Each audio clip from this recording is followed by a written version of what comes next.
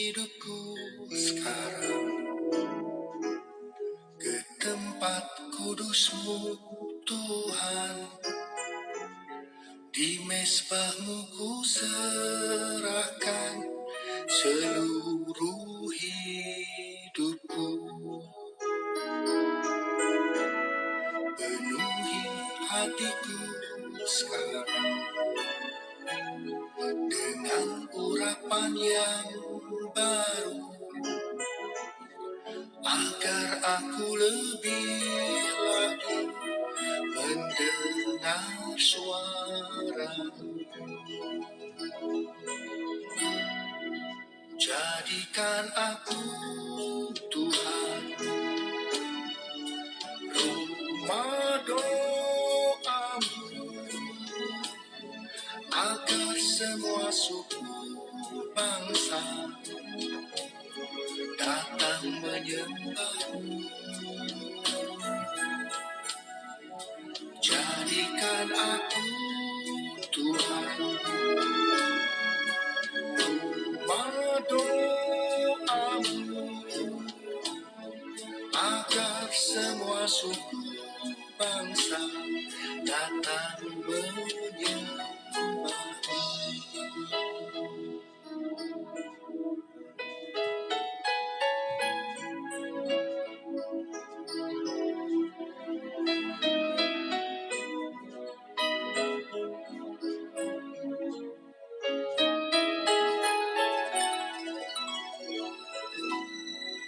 Bawa hidupku sekarang ke tempat kudus-Mu Tuhan. Di mezbah-Mu ku serahkan seluruh hidupku. Penuhi hatiku sekarang dengan urapan yang baru, agar aku lebih lagi mendengar suara-Mu. Jadikan aku, Tuhan, rumah doa-Mu, agar semua suku bangsa datang menyembah-Mu. Jadikan aku, Tuhan, rumah doa-Mu, agar semua suku bangsa datang menyembah-Mu. Jadikan aku, Tuhan, rumah doa-Mu, agar semua suku bangsa datang menyembah-Mu.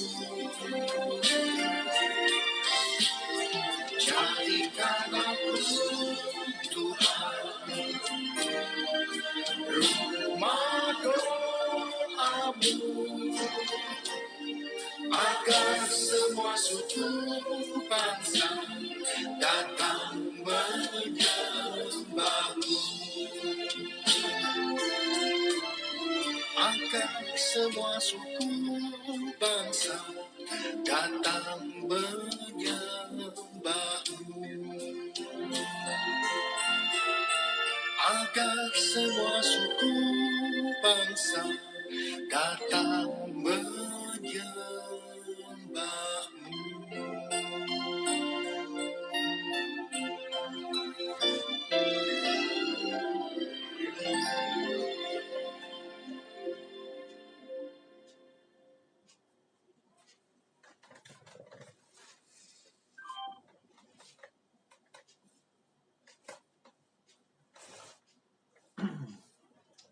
Selamat malam, selamat bergabung dalam kebaktian doa dari Gereja Baptis Independen Indonesia Salom 3 Karangtengah.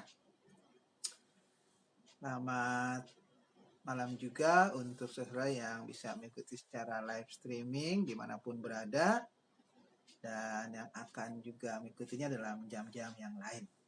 Kita akan segera mulai baktian doa kita. Kita akan memuji Tuhan dari nomor 25. Ya, nomor 25. Dari yang kita nomor 25.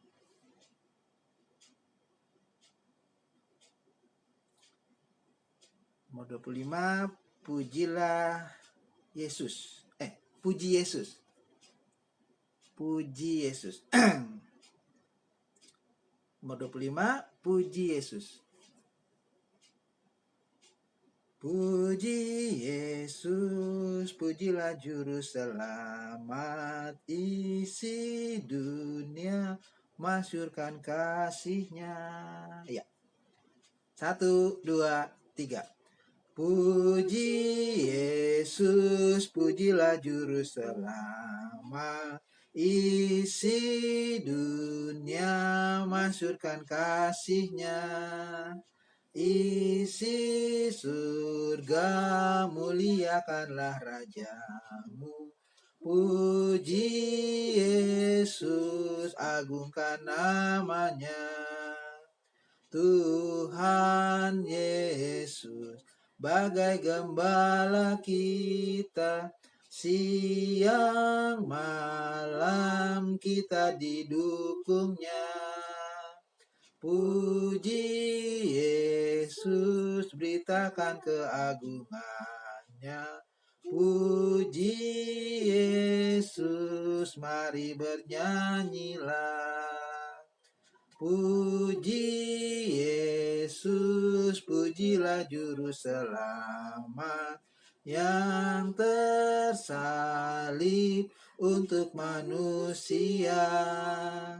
Hanya Yesus dapat memberi keselamatan.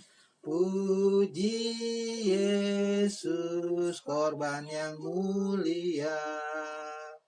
Masyurkanlah Dia penawar duka, kasih indah tak ada taranya. Puji Yesus, beritakan keagungannya. Puji Yesus, mari bernyanyilah. Puji Yesus, pujilah juru selamat, bala surga sorakan hosana.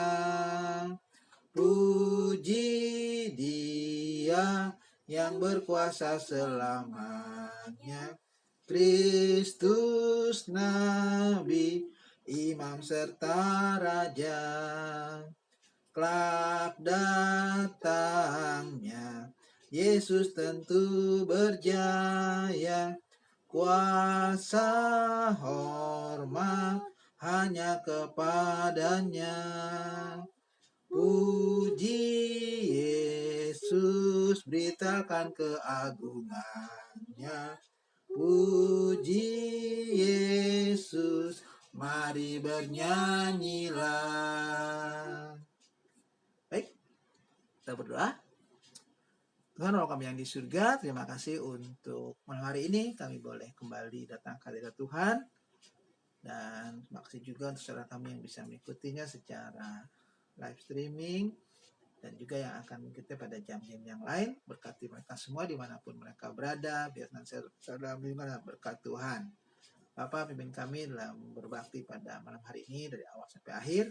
Biarlah hanya nama-Mu kami puji dan kami muliakan. Dan nama anak Yesus Kristus dan salam kami berdoa. Amin. Baik, sebelum kita mendengarkan firman Tuhan, kami kita kembali nomor 29. 29, ya. Turunlah kasih ilahi.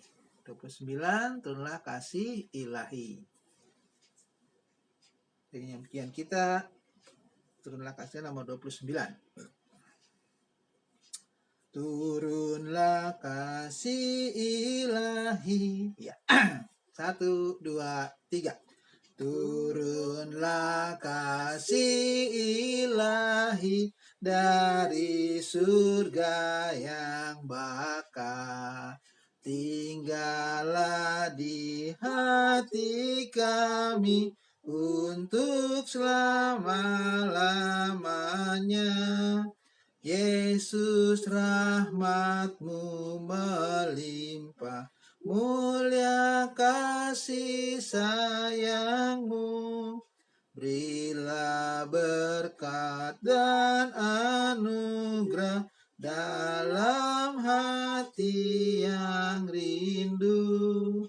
Oh, curahkan roh kasih-Mu dalam hati yang duka.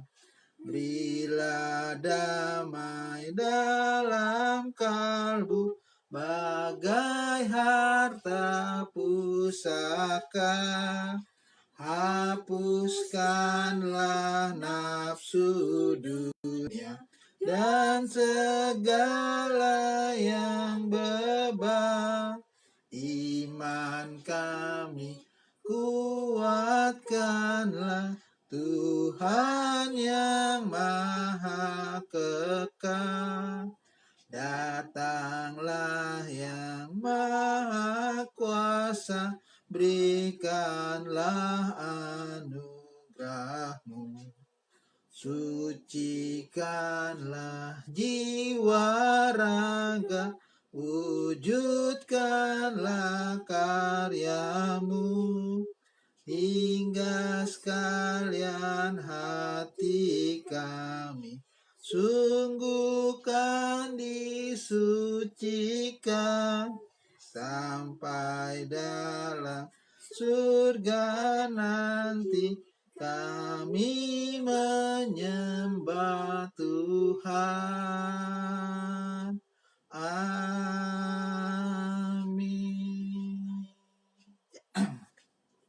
Oke, kita akan buka Alkitab kita.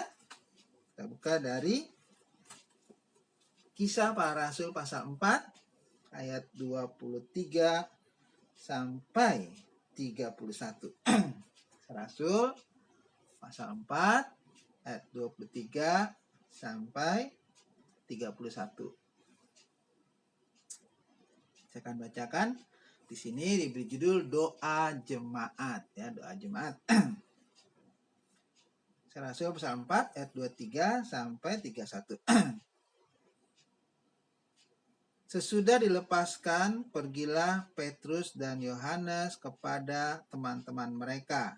Lalu mereka menceritakan segala sesuatu yang dikatakan imam-imam, kepala, dan tua-tua kepada mereka. Ketika teman-teman mereka mendengar hal itu, berserulah mereka bersama-sama kepada Allah. Katanya, "Ya Tuhan, Engkaulah yang menjadikan langit dan bumi, laut dan segala isinya.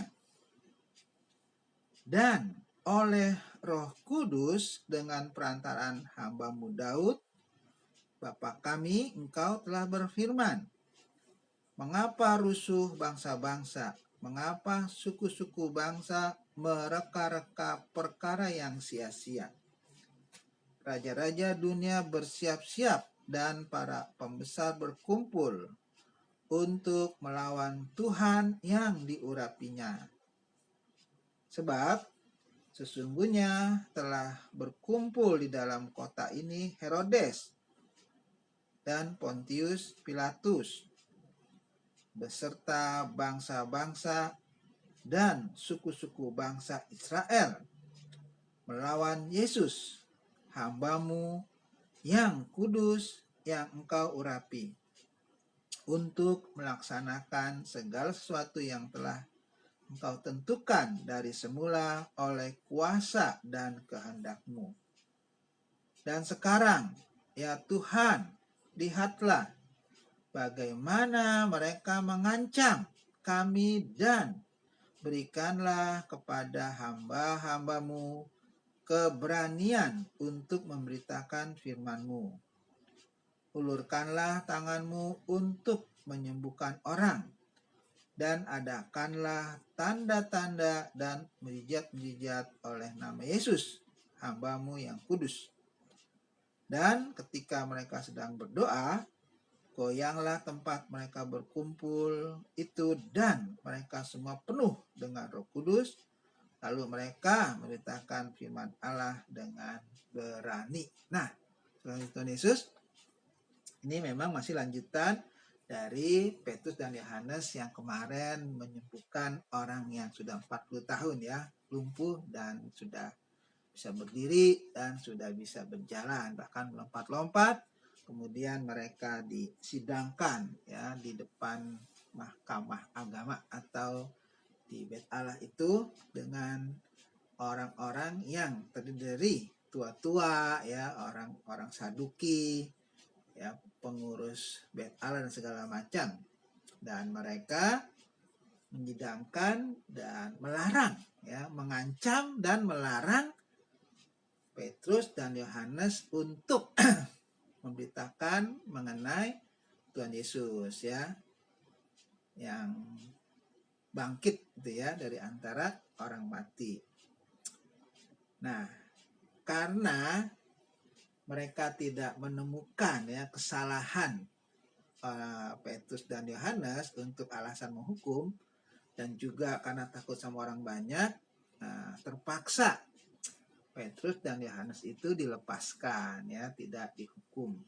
Karena memang nggak ada alasan untuk hukum Petrus dan Yohanes. Karena apa? Karena Petrus dan Yohanes tidak melakukan kejahatan, tidak mencuri ya, dia tidak membunuh orang, tetapi yang dilakukan adalah menyembuhkan orang lumpuh yang sudah 40 tahun itu sehingga bisa berdiri dan berjalan dan berlari.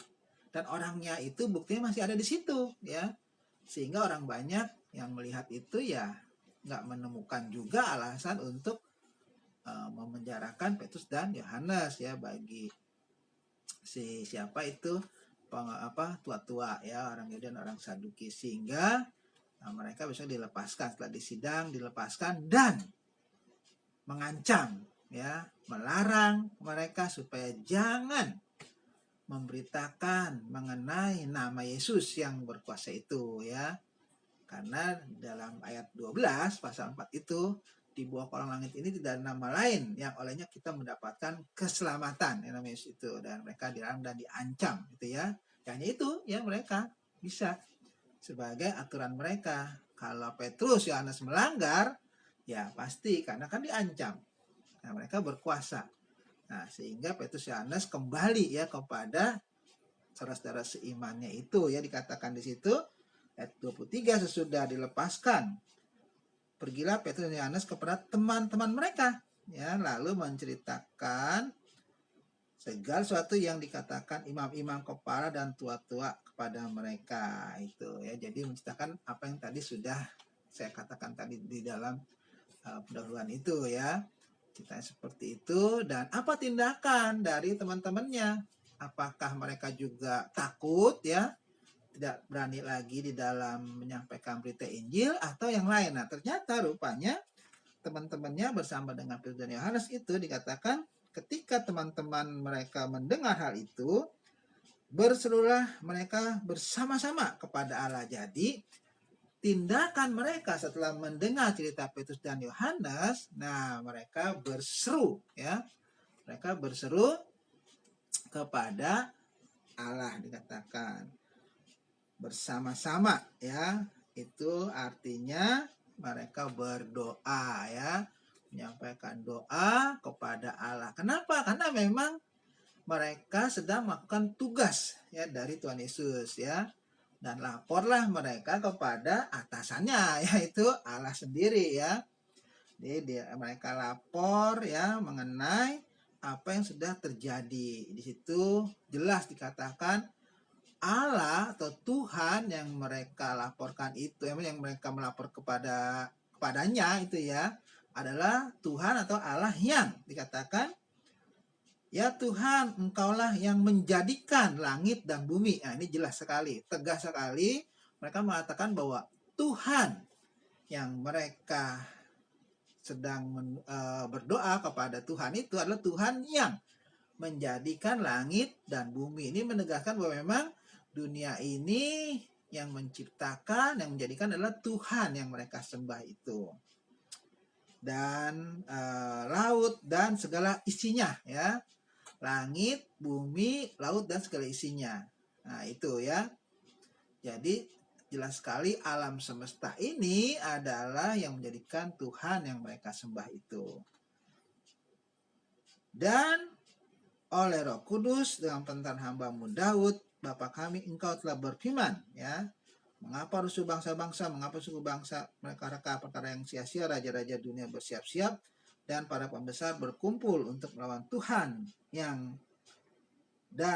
diurapinya itu ya. Jadi mereka mengutip firman Tuhan ya, itu dari Perjanjian Lama ya. Jadi mereka mengutip Perjanjian Lama dan melihat bahwa apa yang terjadi pada saat itu ya kepada mereka adalah persis seperti yang dibuatkan oleh Tuhan di dalam Perjanjian Lama ya, di mana pada waktu itu dari ayat itu mereka gambarkan mirip seperti yang mereka alami pada saat itu, di mana para pembesar itu berkumpul ya. Dikatakan sesungguhnya telah berkumpul dalam kota ini Herodes, Pontius Pilatus, bangsa-bangsa, beserta bangsa-bangsa dan suku-suku bangsa Israel melawan Yesus hamba-Mu yang kudus yang Kau urapi. Siapa Herodes? Herodes adalah raja orang Israel, tetapi pada masa itu dijajah oleh Roma, yaitu yang dipimpin oleh Pontius Pilatus. Kemudian bangsa-bangsa, suku-suku bangsa Israel. Jadi suku-suku bangsa Israel itu yang ada 12, justru mereka memusuhi Tuhan Yesus. Justru mereka memusuhi Tuhan Yesus, dikatakan ya, melawan Yesus hamba-Mu yang kudus. Nah, makanya orang-orang kalau lihat perkembangan sekarang ya, mereka kadang-kadang suka kurang perhatian bahwa ternyata orang Israel itu sampai sekarang itu sebetulnya belum banyak yang percaya pada Tuhan Yesus. Dulu pun seperti itu ya. Sekarang juga sama ya. Mereka memiliki kepercayaan sendiri ya. Yaitu apa? Perjanjian Lama itu. Kitab mereka hanya Perjanjian Lama. Nah, kadang-kadang kita suka tidak bisa melihat seperti itu. Mereka sebetulnya adalah orang-orang yang sejak dulu ya sampai sekarang nggak menerima Yesus sebagai Mesias ya, sebagian besar itu.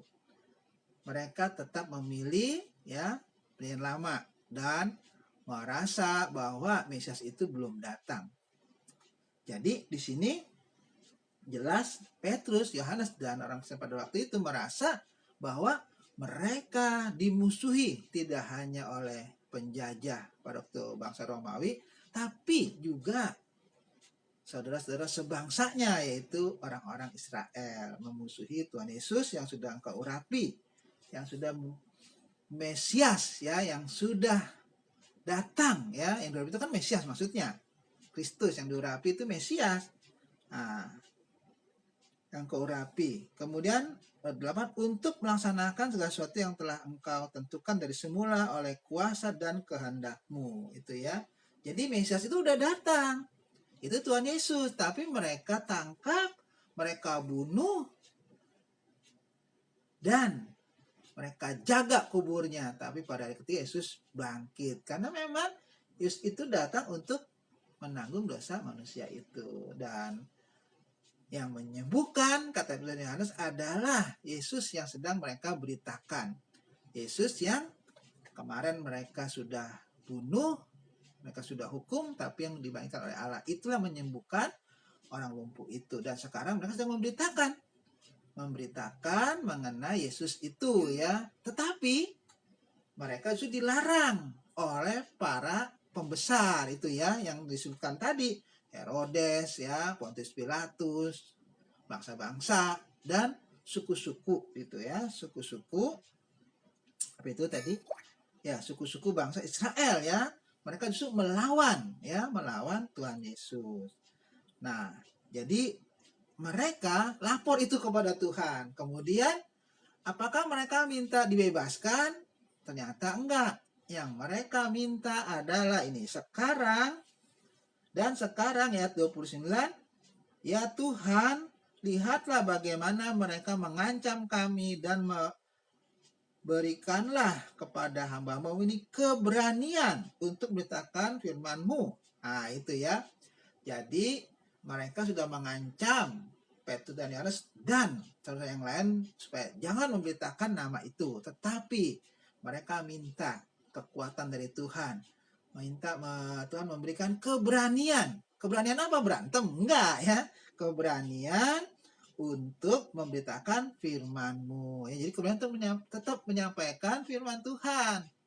Ya, untuk memberitakan firman Tuhan. Karena memang itu tugas mereka. Ketika Yesus sebelum naik ke surga, mereka ditugaskan untuk menjadi saksiku, ya. Saksiku di Yerusalem, Yudea sampai ke ujung bumi. Itu tugas mereka. Menyaksikan bagaimana Yesus yang sudah datang, sudah mati di kayu salib dan sudah bangkit, ya, sehingga semua orang yang percaya kepadanya boleh diselamatkan Tuhan. Nah, itu yang mereka beritakan. Sekarang diancam. Nah, mereka juga sama seperti kita, sama-sama manusia, juga ada rasa takut. Nah, makanya mereka datang kepada Tuhan, mereka minta keberanian, ya, untuk memberitakan firman-Mu, memberitakan firman Tuhan, itu menyampaikan berita Injil. Tugas mereka itu kepada semua orang. Bukan berani supaya bisa mukul, bisa berantem, enggak. Tapi untuk menyampaikan firman Tuhan. Nah, kemudian permintaan berikutnya, ulurkanlah tanganmu untuk menyembuhkan orang, dan adakanlah tanda-tanda dan mujizat-mujizat oleh namamu, oleh nama Yesus, hamba-Mu yang kudus. Ya, jadi mereka minta pemberitaan firman Tuhan itu disertai dengan tanda-tanda yang ajaib, ya, mujizat-mujizat yang luar biasa seperti kemarin. Mereka dapat belajar, ya, bisa bahasa lain. Mereka bisa menyembuhkan orang sakit. Barusan mereka sedang melakukan penyembuhan orang lumpuh yang 40 tahun nggak bisa jalan, sudah bisa jalan. Nah, seperti itu yang mereka minta. Kenapa? Ya, karena dengan peristiwa besar seperti itu, berita Injil mudah diterima oleh mereka supaya orang tahu bahwa Tuhan yang sedang mereka beritakan adalah Tuhan yang benar, yang sangat maha kuasa. Itu ya, itu pada waktu itu. Tapi apakah sekarang juga perlu selalu seperti itu memberitakan firman Tuhan? Minta supaya disertai dengan tanda tanda? Enggak ya. Sekarang enggak perlu seperti itu ya. Karena firman Tuhan ini sudah lengkap, sudah jadi. Cukup beritakan firman Tuhan ini tanpa harus ingat, tanpa harus disertai dengan tanda-tanda yang luar biasa atau tanda ajaib atau mujizat yang ajaib. Bukan berarti sekarang Tuhan nggak bisa bikin mujizat ya. Tuhan tetap bisa, lu sampai sekarang bisa, tetapi pemberitaan firman Tuhan tidak harus disertai dengan tanda-tanda dan mujizat-mujizat yang luar biasa. Itu diingat ya. Jadi kalau memberitakan firman Tuhan tanpa tanda dan mujizat pun bisa ya. Kalau dulu mereka minta, kenapa? Karena memang sangat penting. Mereka nggak bawa Alkitab. Pemberitaan mereka itu sangat penting dengan tanda-tanda dan mujizat supaya orang yakin bahwa yang diberitakan oleh murid-murid ini adalah Tuhan yang benar ya. Nah, kemudian akibatnya apa? Dan ketika mereka sedang berdoa, goyanglah tempat mereka berkumpul itu dan mereka semua penuh dengan Roh Kudus. Lalu mereka memberitakan firman Allah dengan berani. Ingat, penuh Roh Kudus itu ya tidak harus mereka selalu bisa bahasa seperti kemarin. Tidak harus mereka bisa melakukan mujizat terus-terusan, enggak. Tapi di sini dikatakan penuh dengan Roh Kudus, mereka memberitakan firman Allah dengan berani. Karena itulah yang mereka minta tadi pertama ya. Adalah keberanian untuk menyampaikan firman-Mu. Dan itu Tuhan langsung kasih ya mereka. Beritakan firman Tuhan dengan berani ya. Jadi itu penuh dengan Roh Kudus ya, beritakan dengan berani. Jadi nggak harus selalu mereka melakukan mujizat ya, karena itu sebenarnya untuk penunjang ya berita firman. Yang penting adalah intinya mereka memberitakan firman Tuhan itu dengan berani. Nah itulah jemaat ya, atau orang-orang Kristen yang menyampaikan firman Tuhan. Jadi ketika mereka menyampaikan firman Tuhan dengan berani ya, teman-temannya menopang dengan doa juga ya. Jadi ada yang di lapangan, ada juga yang berdoa ya, peran mereka masing-masing, sehingga doa itu juga sangat, jangan pikir doa itu nggak penting, doa itu sangat penting sekali ya. Jadi ada yang menyampaikan firman Tuhan, Petrus dan Yohanes dan teman-teman lain, jemaat-jemaat yang lain ya, saudara yang lain juga menopangnya dengan doa bersama-sama, sehingga mereka semua berani dalam memberitakan firman Tuhan. Nah, jadi peran orang-orang Kristen baik yang di lapangan maupun yang di tempat ya, itu sama-sama sangat penting. Karena memang mereka sedang mengerjakan pekerjaan Tuhan ya, pencipta langit dan bumi dan segala isinya, Tuhan yang sangat luar biasa dan maha kuasa ya. Baik, itu ya firman Tuhan. Kita akan memuji Tuhan sebelum doa syafaat. Nomor 32 ya, kita nyanyikan nomor 32. Nomor 32, puji namanya. 32, puji namanya. Seribu lidah berpadu ya, nomor 32 nyanyian kita, puji nama, judulnya. Bait pertama, seribu lidah berpadu. Seribu lidah, 1, 2, 3. Seribu lidah berpadu, terpujilah nama Tuhan, sekalian nyanyi bagimu, terpujilah nama Tuhan. Puji namanya, terpujilah nama Tuhan. Puji namanya, terpujilah nama Tuhan. Nama Yesus menghiburkan, terpujilah nama Tuhan. Dan nyanyian kesayangan, terpujilah nama Tuhan. Puji namanya, terpujilah nama Tuhan. Puji namanya, terpujilah nama Tuhan. Kuasa dosa binasa, terpujilah nama Tuhan. Bersihlah najis dan noda, terpujilah nama Tuhan. Puji namanya, terpujilah nama Tuhan. Puji namanya, terpujilah nama Tuhan. Iya, baik. Akan belum syafaat. Nah, ini ada yang kita doakan ya, dari Murni ya. Tolong doakan kesehatan sekeluarga.